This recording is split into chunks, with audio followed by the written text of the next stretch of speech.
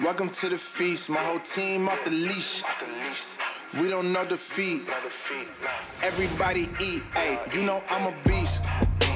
You know I'm a beast. Alors mon invitée aujourd'hui, elle est pro depuis 2019, a gagné la cravache d'or féminine en 2020 et en 2021 et a gagné sa première course de groupe 3 le 13 juin 2021. Elle est on fire, elle s'appelle Marie Vellon. Marie, bonjour. Bonjour. Moi, je veux juste savoir comment tu as vécu ta carrière et inspirer, on va dire, la nouvelle génération, parce que tout ce que tu fais en tant que femme, j'espère que ça pourra inspirer plein d'autres femmes.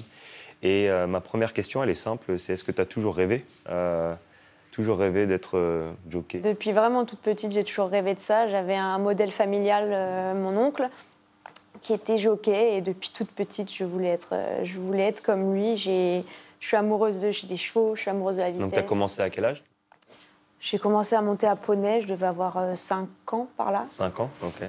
Et j'ai suivi un parcours un peu classique dans des poney clubs. J'ai appris à monter à cheval en club, et un jour, à l'âge de 12 ans, mon oncle m'a dit « Un jour, je vais te mettre sur un cheval de course, tu verras ce que c'est que la vitesse.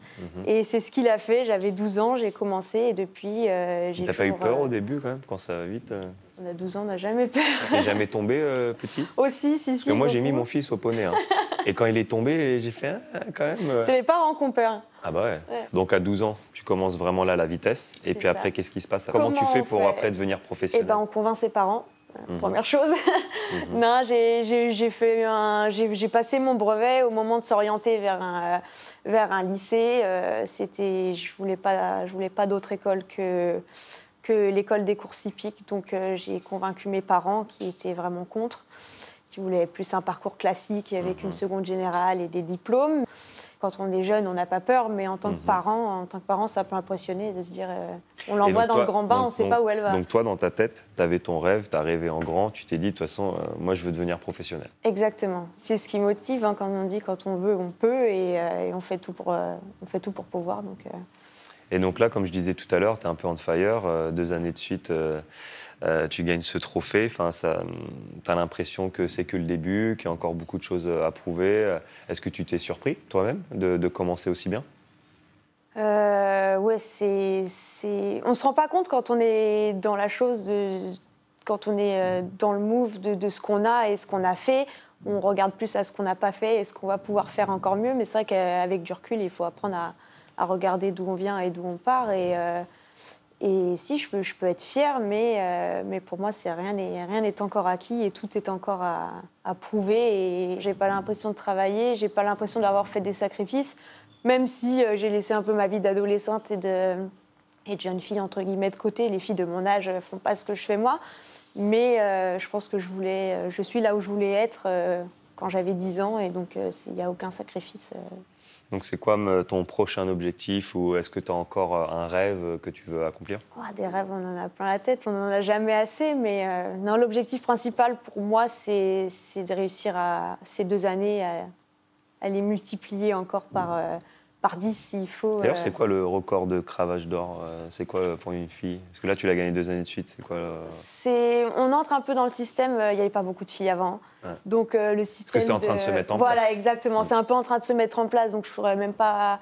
Je sais que la cravache d'or, avant, les filles avaient un trophée qui les récompensait, et ça fait 4 ans où on a enfin une vraie cravache d'or comme les hommes. Donc, Tu parles des hommes, ça te plaît, toi, c'est peut-être un des rares sports où les hommes et les femmes, on est presque à un même pied d'égalité?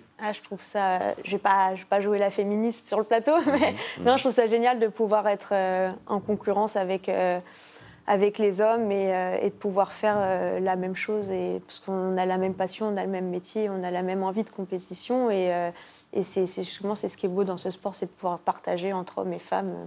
C'est le cheval qui compte. Et tu sens qu'il y a un vrai respect des hommes par rapport à maintenant le fait qu'il y ait beaucoup plus de femmes? C'est une question un peu piège, ça dépend des mentalités. Certains hommes, oui, d'autres un peu moins, mais quand on vient à gagner des belles courses, et c'est vrai que c'est gratifiant de dire c'est une femme qui a gagné cette course-là, comme Olidol qui a gagné une des meilleures courses en France cette année. Ça fait un gros buzz parce que c'est une femme qui a gagné cette course-là, et Et c'est bien parce que ça évolue dans le bon sens et c'est gratifiant. Moi, je trouve ça génial. En tant qu'ambassadeur de United Nations et qui fait beaucoup pour l'égalité homme-femme, moi, je trouve ça génial. Une course qui t'a marqué depuis le début de ta carrière, si tu devais choisir une course qui t'a donné le plus d'émotions, t'en as une en particulier? C'est là, tout récemment, je viens de remporter la plus belle course pour l'instant de ma carrière, le groupe 2, le Qatar Prix Foix, avec un cheval avec qui je signais ma 10e course qu'on gagnait ensemble. Et c'est la plus belle course de ma carrière et c'est un cheval qui va marquer ma carrière. C'est pour un entraîneur, pour mon entraîneur pour qui je travaille, qui m'a mis le pied à l'étrier et qui m'a tout donné. Donc, il y a beaucoup d'émotions de par la victoire et les gens avec qui on la partage surtout. On me demande souvent ça, moi, mes amis qui connaissent rien, ils disent mais combien de pourcentage entre le cheval et le jockey, c'est grâce à qui? Ouais, moi, je dis toujours, je réponds comme ça, je dis 50-50. Je pense que les deux sont importants. C'est les chevaux, c'est eux qui nous donnent ce qu'ils ont à nous donner. Et non, dans une victoire, si je devais partager ma victoire là récemment, je donnerais 70% à mon cheval. Ah ouais, quand même. Ah ouais, sûr. Donc je me trompe quand je dis 50-50. C'est gentil pour nous, mais... parce que je me dis quand même, il faut bien quelqu'un qui... On dit souvent que les bons chevaux font les beaux jockeys. Donc, Tu sais, quand je suis arrivé dans votre monde, j'étais très impressionné de me dire que on fait une course, le jockey ne connaît pas du tout le cheval et il doit aller à 100 000 à l'heure, un cheval qu'il n'a jamais monté. Ça fait pas peur, ça, quand même, des fois? C'est un peu passer une des caractéristiques d'un bon jockey, c'est de savoir s'adapter très vite à un cheval. C'est vrai qu'on est amené à remonter souvent plusieurs fois le même, mais dans une journée, sur 6 courses, il peut y avoir 3 chevaux effectivement, qu'on découvre dans la représentation. Et, on fait beaucoup de travail en amont, on regarde les courses des chevaux, on essaie d'analyser aussi de notre côté les caractéristiques du cheval. Et puis après... on a 3 minutes. C'est marrant, tu m'as pris un peu ma prochaine question. Nous, dans le basket, on fait beaucoup de vidéos, on analyse beaucoup, nos adversaires. Je me demandais, en tant que jockey, il y a beaucoup de vidéos, vous regardez c'est exactement pareil. Sur une course à 10 partants, on analyse, moi pour ma part, quand je prends le temps d'analyser tous les chevaux de la course, ceux qui vont se monter à l'arrière-garde, ceux qui vont se monter devant, ceux qui vont être plus long à démarrer, les chevaux qui ont des moins bonnes chances pour ne pas essayer de se retrouver derrière. Enfin, c'est vraiment... il y a beaucoup de travail qui est fait en amont sur les courses. Ouais. On a parlé des victoires et justement, comment tu te construis. J'aimerais savoir s'il y a une défaite, s'il y a un moment où tu étais bas et comment tu l'as pris. Il n'y a pas vraiment d'échec ou de réussite. Notre compétition à nous, elle est tous les jours de l'année.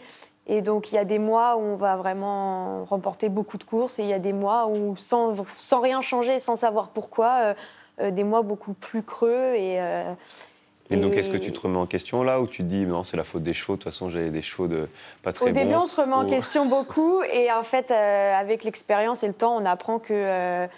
on se remet en question constamment, mais on apprend aussi à passer outre, à se dire c'est les courses, c'est comme ça, il ne faut rien changer parce que... c'est pas en changeant quelque chose que ça va améliorer. Donc, il faut rien changer et rester un peu positif. C'est là-haut que ça se joue. Et puis, attendre que le mauvais temps passe. Tu suis d'autres sports ou d'autres sportifs pour t'inspirer, justement, par rapport à toi et ta carrière ou le mental que tu as envie d'avoir? Est-ce qu'il y a quelqu'un qui t'a inspiré dans ta vie? J'avoue que non, pas vraiment. Donc, c'était ton oncle? Oui, non, mais c'est vrai en plus. Mais j'ai pas. Je regarde. Réponse aussi. Dans les courses, il y a beaucoup de jockeys de leur carrière qui inspirent, mais dans d'autres sports à côté, j'avoue que j'étais tellement depuis toute petite focalisée sur les courses. Donc, t'as jamais fait d'autres sports petite? Non, j'ai dû essayer le hip-hop. Le hip-hop? Ça n'a pas donné grand-chose. Elle va nous montrer des petits pas après. Non, j'ai toujours été que dans les chevaux. Que dans les chevaux. Que focalisée. S'il y avait quelque chose que tu aimerais améliorer dans le monde hippique, tu voudrais quoi? Le changement. Le changement, je ne sais pas si c'est peut-être pas le monde hippique, mais la France hippique où nos entraîneurs et nos propriétaires ont du mal à faire confiance à des nouveaux venus, sans parler que de filles, mais de jeunes surtout. Dans les courses à vraiment haut niveau, c'est un peu ce qui manque, c'est du changement. J'ai essayé de participer à ça, justement, avec pour moderniser. Non, mais on a vraiment, je pense que c'est vraiment le petit truc qui nous manque chez nous. Marie, dans 10 ans, tu la vois comment? un palmarès fourni. Mais... 10 fois cravache d'or. Et...